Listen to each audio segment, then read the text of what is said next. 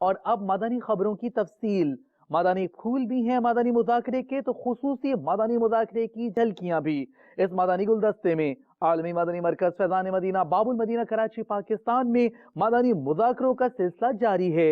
ابھی آپ ملاحظہ کریں گے سحری و کھانے کے ساتھ عاشقان رسول کے مدنی چینل کو دیے گئے تاثرات۔ محمد سید الکونین والثقلین، محمد سید الکونین والثقلین والفریقین من عرب ومن عجم، مولاي صل وسلم دائما ابدا على حبيبك خير الخلق كلهم، سلطان ولایت غوث پاک، ولیوں پہ حکومت غوث پاک، شہباز خطابت غوث پاک، فانوس ہدایت غوث پاک، تاج شریعت غوث پاک، ہے رب کی نعمت غوث پاک، اللہ کی رحمت غوث پاک، ہے باعث برکت غوث پاک، ہے صاحب عزت غوث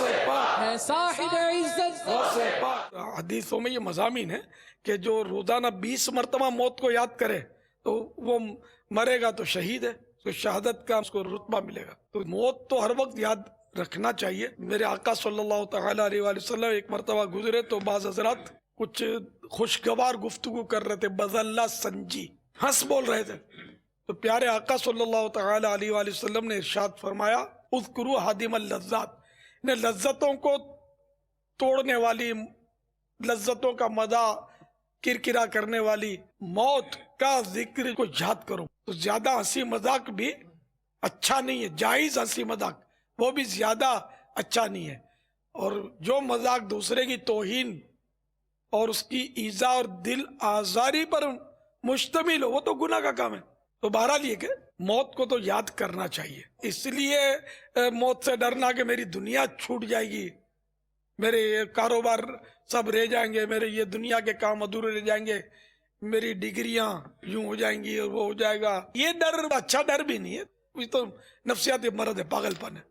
ڈرے آدمی کہ میرے اعمال ایسے سیاہ ہیں، میں اللہ تعالیٰ کو کیا منہ دکھاؤں گا، وہ اگرچہ ہمارا منہ دیکھ رہا ہے لیکن یہ مراد یہ کہ ہم اللہ کی بارگاہ میں کیا جواب دیں گے، میری قبر میں کیا ہوگا، آیا میرا ایمان پر خاتمہ ہوگا یا نہیں ہوگا، نزا کی سختیاں کیسے سہوں گا، جب روح نکلتی ہے تو بہت تکلیف ہوتی ہے، تو قبر کے اندر میرا کیا بنے گا اگر میرے پاس نیک اعمال نہیں ہوئے، نمازیں نہیں ہوئی، روزے نہیں ہوئے، جھوٹ، غیبت، چغلی، دھوکہ دہی، اس طرح کے گناہوں کی گرم بازاری کر کے میں قبر میں پہنچوں گا تو میرا کیا بنے گا۔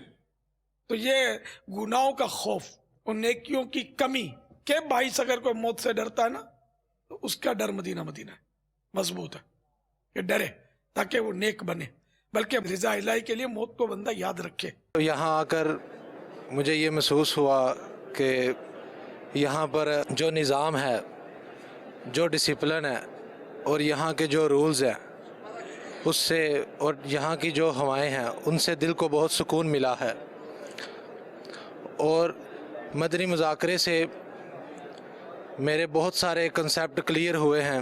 میری دعا ہے کہ اللہ تعالیٰ امیر علیہ سنت کو صحت عطا فرمائے۔ آپ کو مدنی چینل پر تو بہت دفعہ دیکھا تھا، لیکن آج آپ کو لائیو دیکھا تو بہت دل کو سکون ملا، اور مدنی مذاکرہ جو دیکھا تو اس میں بھی بہت ساری معلومات ملی۔ جب آ کر پہلے دن ہی مدنی مذاکرہ سنا ہے تو الحمدللہ باہر کے جو خواب تھے سارے کے سارے بول گیا ہوں۔ 5-6 دن ہو گئے ہیں الحمدللہ فضان مدینہ میں ہی گزارے ہیں۔ هل يجوز دخول دورة المياه بآيات الله سبحانه وتعالى؟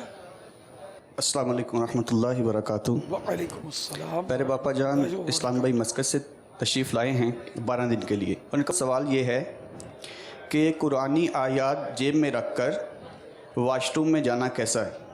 بہتر یہ کہ جیب میں نہ ہو، باہر رکھ کر ہی جائے، اگر چھپا کر ہے جیب میں جیسے چھپا ہوا تو ہے خلاف ادب، بچنا بہتر ہے۔ کہ اگر پرس وغیرہ میں اس کو ڈال کر رکھ دیا جائے تو کیسا؟ ہاں وہی چھپ گیا نا، تو اب حرج نہیں، گناہ نہیں ہے، بہتر یہی ہے کہ نہ لے جائے۔ تعویذ بھی تو ہوتا ہی ہے گلے میں، तावीज़ रख के बाहर जाएगा, फिर बाहर इधर उधर हो गया, कुछ हो गया, और भी कई चीज़ें होती है इधर उधर हो जाती हैं इस तरह के मौके पर, तो छुपा कर बस रखे। من تذكر جيران بذي سلام من تذكر جيران بذي سلام ما زجت دمعا جرى من مقلة بدم مولاي صل وسلم دائما أبدا على حبيبك